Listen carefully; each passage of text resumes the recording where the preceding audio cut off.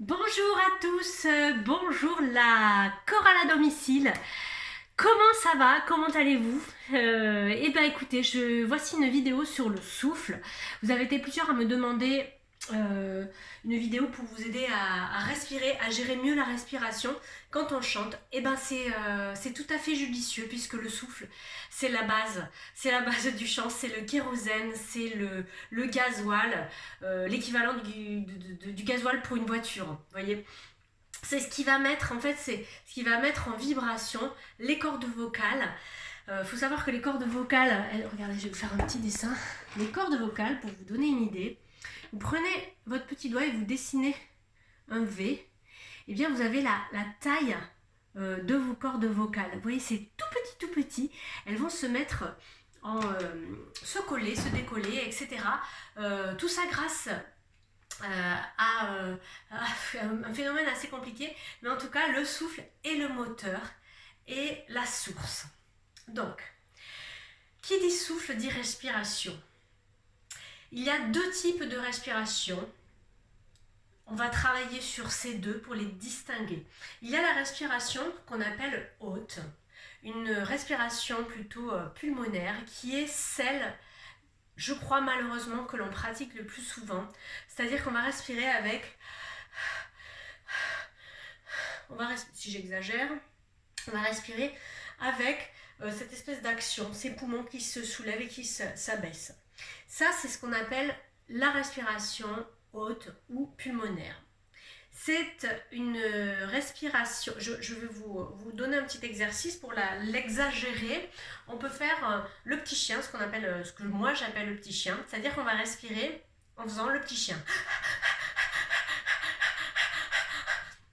Voilà, vous pouvez le faire, là, on va le faire tous ensemble. Voilà, alors vous observez ce qui se passe en vous, en dehors du fait que ça assèche excessivement la gorge. C'est une respiration qui est la respiration de la peur, de la surprise. Si par exemple je fais « Ouah !» comme ça, vous allez faire « Ouah !» C'est l'inspiration de la surprise. Et donc c'est une toute petite capacité respiratoire qui va nous donner un élan. C'est une énergie très yin, très jaillissante, et ça n'est pas la respiration appropriée pour le chant, sinon c'est l'essoufflement total.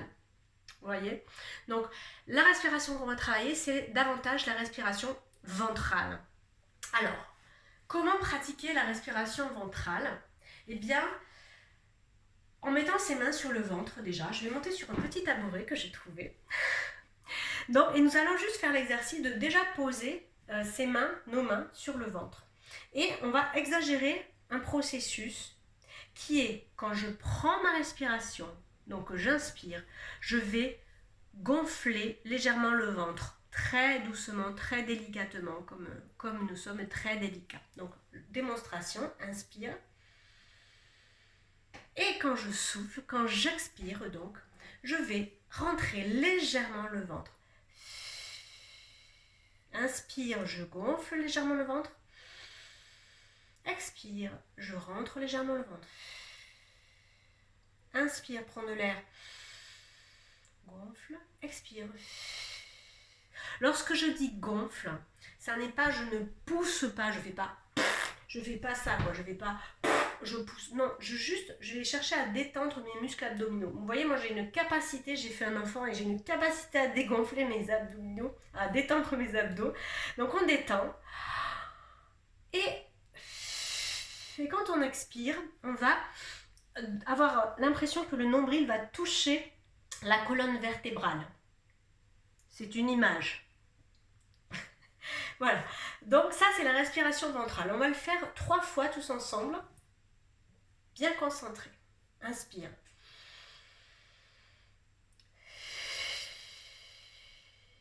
Deuxième fois. Essayez de ne pas bouger cette partie haute. Encore une fois. C'est le ventre qui bouge. Voilà, super. Veillez vraiment quand vous faites cet exercice à vous regarder, ne pas faire. voyez? Parce que ça, c'est un mélange. La respiration ventrale, comme son nom l'indique, c'est le ventre qui va faire la pompe à air. Pourquoi? Parce que ce qui permet à l'air de rentrer, c'est l'action du diaphragme. Ce muscle qui tapisse la partie inférieure de nos poumons, hein, qui est vraiment un muscle qui sépare le corps, le haut du corps, du bas du corps, hein, et qui va empêcher en fait aux organes de se mélanger, hein, tout ça, hein, voilà. Donc chacun reste chez soi. Eh bien, ce diaphragme va faire appel d'air. Quand on inspire, il va aspirer l'air parce que on va faire de la place, tout simplement, puisque nos organes vont aller dans cette partie gonflée. Le diaphragme va s'abaisser. Et quand j'expire, mes organes vont repousser le diaphragme qui va à son tour remonter. Ça va, vous comprenez ce qui se passe? Ça n'est peut-être pas une respiration qui vous semble naturelle.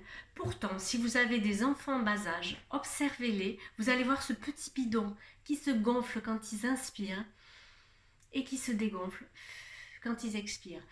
Les enfants ont cette respiration et nous, je ne sais pas pourquoi, à quel moment ça se passe, on la perd, enfin bon, on s'en fiche, on n'est pas là pour ça.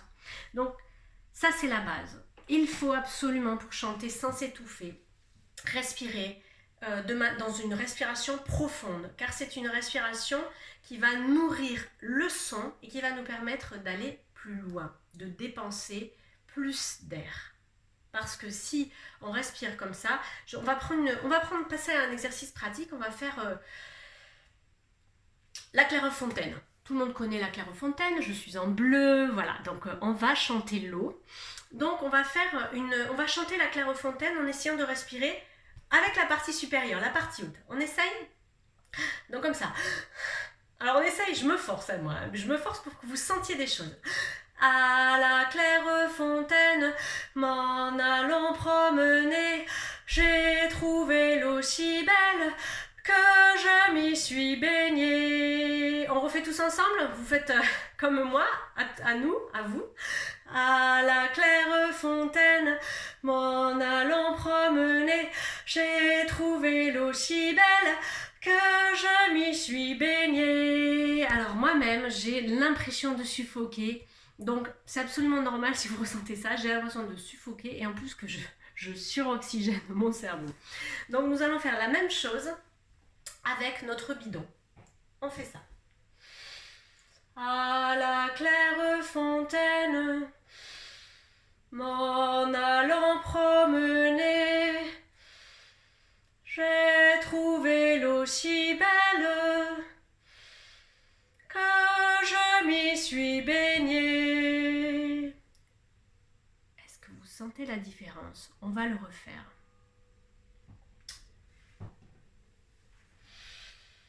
À la clairefontaine, m'en allant promener, j'ai trouvé l'eau si belle que je m'y suis baignée.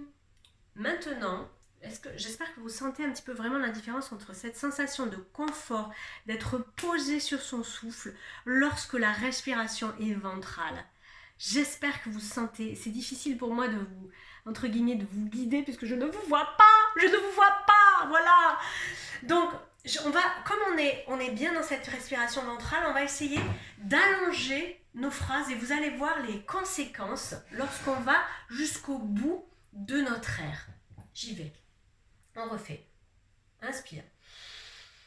À la clairefontaine, m'en allant promener. C'est peut-être dur, mais on y va. J'ai trouvé l'eau si belle que je m'y suis baignée. Il y a longtemps que je t'aime, jamais je ne t'oublierai. Est-ce que vous avez davantage la sensation d'étouffer que lorsque vous respirez avec la partie haute? Je vous invite, on va le refaire à nouveau et vous allez imaginez, vous allez faire ce geste-là quand vous chantez, c'est-à-dire que comme si vous tiriez un fil un fil d'air, comme si vous imaginez vraiment que vous allez vous remplir d'air. En même temps qu'il y a ce process de j'accompagne le diaphragme en rentrant le ventre un petit peu. Donc on fait les deux. C'est parti. Inspire. À la claire fontaine m'en allant promener, j'ai trouvé l'eau si belle que je m'y suis baignée. Il y a longtemps que je t'aime, jamais je ne t'oublierai. Voilà, super. Alors, je vous invite à explorer votre capacité à produire du son. Alors, votre cerveau va avoir l'impression que vous allez étouffer, que vous manquez d'air, qu'il faut prendre de l'air. Exercez-le à faire des phrases. Finalement, la clairefontaine, c'est une bonne idée parce que ça permet de faire des phrases très longues et de s'habituer à les tenir, un peu comme un coureur qui va courir pendant longtemps pour travailler l'endurance. Et bien là, c'est pareil. Il y a une endurance psychique à avoir par rapport à notre capacité respiratoire et pulmonaire. Ça se travaille, néanmoins, il n'en demeure pas moins que chacun a ses capacités pulmonaires, son patrimoine physique, physiologique, etc. Donc chacun travaille à sa mesure. Donc vous allez pouvoir refaire ces exercices tranquillement. Et nous allons rajouter quelque chose. J'aimerais vous inviter à travailler ce que c'est que le relâchement immédiat. C'est-à-dire que quand on chante une chanson, quelquefois, par exemple, si c'était « Make tu me pas, make tu me pas », on n'a pas le temps de faire « Make tu me pas ». Non, la chanson, elle a déjà continué. Donc, il y a un petit exercice pour vraiment apprendre au bidon, apprendre au poumon à se remplir très rapidement. Donc, on va faire on va compter carrément. On va faire 1, 2, 3, 4, 5, 6, 7. Enfin, on va le faire tous ensemble. Donc, vous allez à votre maximum jusqu'au bout du bout. Vous ne restez pas en apnée et vous reprenez de l'air. Et vous allez faire ça un certain nombre de fois. C'est parti, on inspire. 1, 2, 3, 4, 5, 6, 7, 8, 9, 10.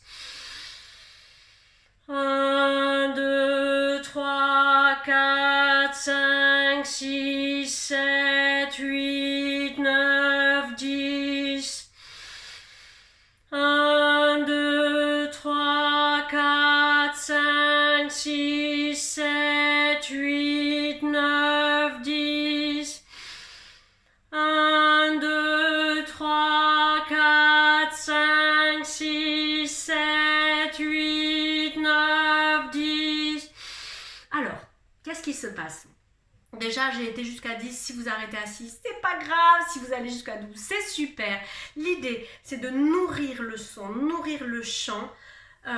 Et on compte parce qu'on a une idée du coup de notre durée, de notre capacité à tenir dans la phrase.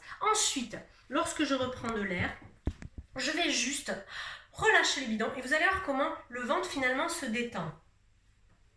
1, 2, 3, 4, 5, 6, 7, 8, 9, 10. Quand vraiment on n'a plus d'air et qu'on relâche le bidon, ça fait un appel d'air par le bas. C'est pour ça que cet exercice, il est intéressant à faire parce que quand vous allez reprendre de l'air, vous allez vraiment avoir besoin d'air. Et l'écueil, c'est de faire... Alors là, vous voyez, quand on fait ça, on remplit 30% des poumons. Et en fait, on a juste l'impression d'étouffer par la simple fait de respirer. Hein, on l'a vu au départ. C'est une respiration qui est très yin, qui met en énergie cette respiration du petit chien, mais qui ne permet pas de faire des phrases longues et d'être posé sur son souffle. Voilà. Bon, mais écoutez, j'espère que cette vidéo vous accompagne, vous intéresse, vous apprend des petites choses. On pourrait en parler pendant des heures. C'est une étape. Voilà. Dites-moi si ça vous aide, si ça vous aide pas, si c'est casse-pied ou si c'est pas casse-pied. Voilà. N'hésitez pas à me suggérer des choses que vous avez envie de travailler. Je vous fais des gros bisous. Bonne semaine et à très très bientôt. Au revoir.